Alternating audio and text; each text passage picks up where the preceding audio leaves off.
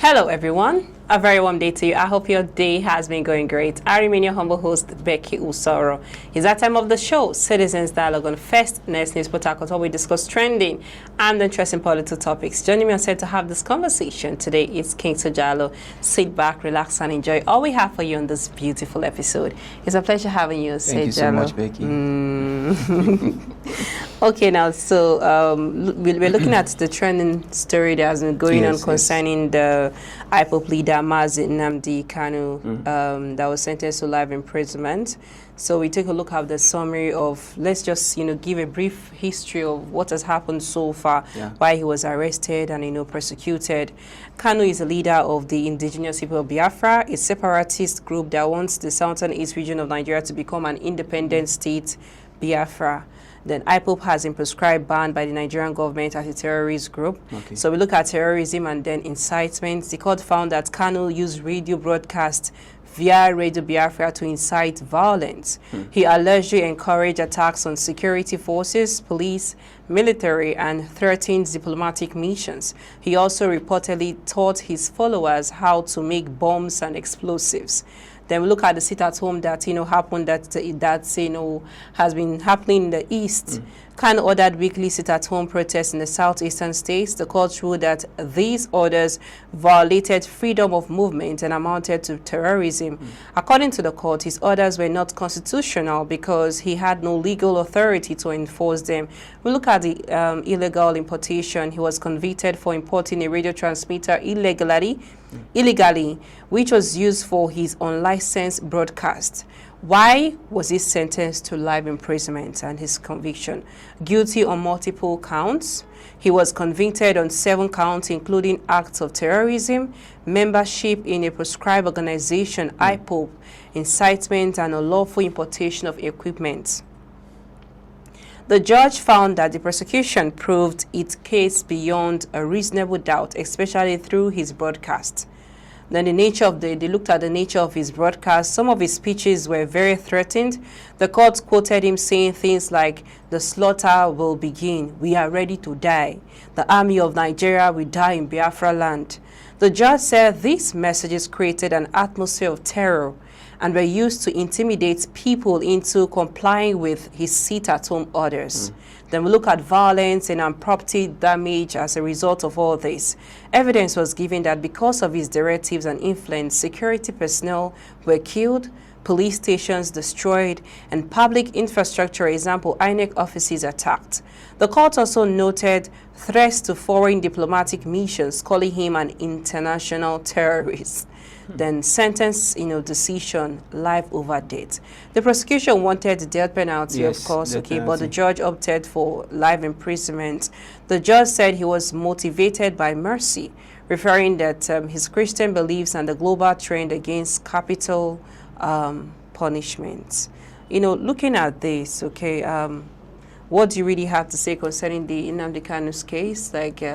Is it fair enough for them to give him? Looking out, the judge already gave us why, they actually sentenced him to life imprisonment. In this case of Nnamdi Kanu, we could recall where he was captured from Kenya, that is 2021, where he was brought into the DSS custody for allegations and all of that. Proud dent this time.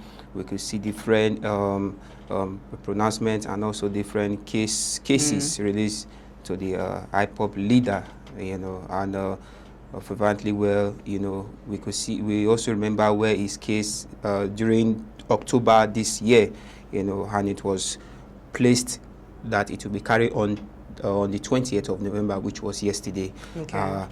Also, I think the Justice Omochosho indeed has carried on, the pronounced judgment, which was held yesterday. I think it's something that, from my own point of view, I won't want to say he has been accused wrongly, because from all what the judges pointed out, fine, one would definitely say those are actions that indeed needs to be given most sentence, you understand. But in my own point of view, Becky, you see, when one is being sentenced, when one is being tried, sometimes there should be evidence, you understand. There should be evidence. He has been accused of, trying to cause harm through his broadcasting stations, through the social media and thereabout. Now, in my own, just like I said, if you, in my own point of view, let me put it that way, I think these are just self motivations, because accusing him of terrorism, we haven't seen him in the midst of terrorists, trying to carry these actions.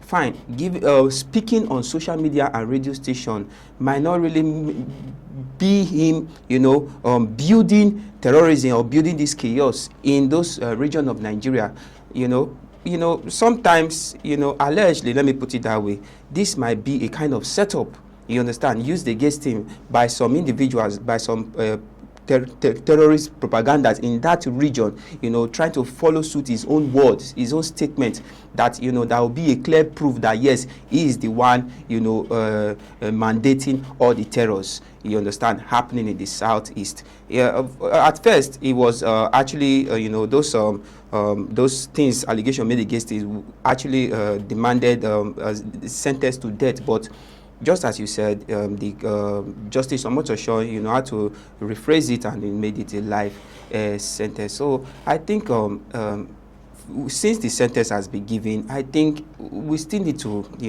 the Nigeria federal government still need to reschedule this case of Nnamdi Kanu. The reason why is this is very simple, because right now in the East, there's arrest, let's be honest, and if care is not taken, this particular judgment sentencing the IPOB leader will bring chaos, let's be honest, because we're not so sure about that. Yes, we are not so sure about that, but that is just the fact, because why I placed it that way, because Nnamdi Kanu, we must stand the fact that he is indeed one prominent man in the southeast, and is someone that everybody really cherish. Despite, and also the one thing the judge also made known, he said that he has not been during his stay in court, he has not been remorse, he has not been fair. His behavior and all that is also contributing to his sentence. But let's leave that aside and let's call spade a spade. Let's go to the clear fact that, look, his sentence might really cut riot in the country anytime soon. I'm not so sure, but I definitely know, because this is someone definitely who his mandate has really gone so far in the eastern part of Nigeria that people now see him as a clear person, who is meant for them in terms of leadership. So I think it's something federal government really need to look into, and also, it should be readdressed. It should indeed be readdressed, so that there won't be chaos in the case of Nnamdi Kanu. Okay, thank you so much. Regarding the insecurity that's happening, we had a breaking news that came up today. Terrorists storm Catholic school in Niger, abduct students and staff. The terrorists are reported abducted a specified number of students and staff in St. Mary's School, a Catholic institution located in Papiri Community, Gwara, local government area in Niger State. That was the latest abduction, comes days after a similar attack, but just happened. We heard about the KB girls, then 25 students were kidnapped. All right, so what do you really have to say to that story? Yes, that statement was actually brought out by the secretary to the state governor, Abubakar Usman. It's an unfortunate thing that with the issues we're trying to see tackle about the 25 that yet to come. Now another kidnapping incident happening in Niger State. If you could recall, Becky, I made it known in this platform. When we were talking about the insecurity, the situation that happened in Kebbi, that the federal government now, it has no effort on bringing down this security. It might seem as if I'm condemning the federal government, or I'm trying to bring down the effort of the federal government, but that's just the truth. Because if there was no proof about what I said, definitely we won't see this situation happening today again. You understand? I've always said this times without number. If the federal government tends to stop this insecurity in Nigeria, definitely this there would have been a a move that would have carried out the rescue of those previous. So what do you think would be the sudden increase of the terrorist activities happening? Of course, you know. Okay, let me put an example. You know, when a group of people who claim to be terrorists have colleagues who are taking out, you know, a terror attack in a particular place, and they succeeded in it. Now, Becky, tell me, why would the others have more morale in taking such, you know, assignment? Because definitely, when they see their colleagues succeeding in some regions, you know, carry out some attack in some particular region, then it gives morale to others. They feel, indeed, we are mandated to do all these things without fear, without, you know, the enforcement of the Nigeria security, and that is what is happening. Okay, look at the one that happened in Kwara State, I think 3 days ago, where a church was attacked, and, you know, allegedly 3 members were killed, and some, including the pastor, were adopted. What are we talking about here? Definitely, when all these things are going to, even other groups who might not be part of this recent bandits, we also have that courage to keep carrying on this drastic mission, because they feel we can do anything we want, and the security force, the federal government, have the power to do nothing. That is what is happening. Okay. If the government makes move, when I say move, drastic move to really tackle this menace, this insecurity, definitely we won't be here. We will stop. Now it's not like it's not like a daily, you know, a daily activity is now happening in Nigeria. Just in 1 week. Yes, exactly. Terrorist groups are beginning to empower themselves, are beginning to regroup themselves, are beginning to, you know, come out in different form, trying to, you know, this is a means of destabilizing Nigeria, let's be honest. Okay. You know, and it's also giving room to international bodies like the USA. When President Trump, just like I said earlier, you know, when President Trump, you know, called Nigeria a disgraced nation, that we cannot, you know, despite this military power we have, we can't secure our citizens. And one of the responsibilities of government is to secure life and property. But what is the effort of the government? Okay. So definitely, it will give room.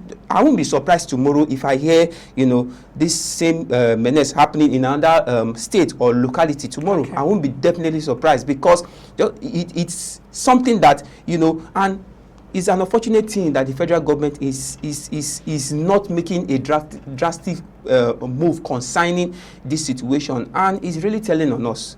It's really telling on us in the aspect that indeed those in diaspora, it will be affecting them, because now that our name has been kept in country of special concern, okay. Definitely, you know, when you as in Nigeria go out there in countries like the USA, definitely they will put you in that list, and it might affect your career. I've always said this time without number. Okay. It will definitely tell on us continuously if the federal government fails to do the needful. Thank you so much.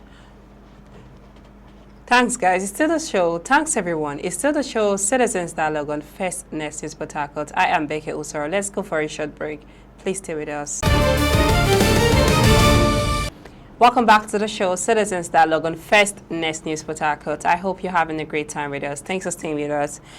Political strategist and founding National Secretary of Alliance for Democracy, Professor Udenta has accused President Bola Tinubu, the Independent National Electoral Commission (INEC), and the Nigerian police of working to destabilize the People's Democratic Party, looking out for the crisis happening in PDP. Yes. So do you really think his statement it's fair enough to use? Because everybody have their freedom of speech, trying to express their opinion. Yes, Udenta has really come out to make it firm, clear that, look, in this he has noticed some chaos in the People's Democratic Party. It's not just coming up, you know, the chaos is not just rising by itself. Definitely, there are agents who are trying to do that. Okay. Well, I wouldn't say, you know, someone is trying to destroy the party, because why I won't say that, because you know, if it's something, you know, destroyable, it would have been done long time ago. Now they are just trying to give,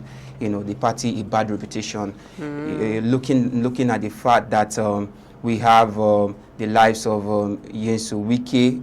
I'm not going to put it on him right now, but when Udata, you know, Udenta, yes, made it clearly and pointing at Nyesom Wike, we'll definitely see the clear fact that when someone has successfully divide a party, you understand, call it this your own subgroup and call it the other one a subgroup, that one alone is a way of, you understand, making sure that the party itself is totally collapsing.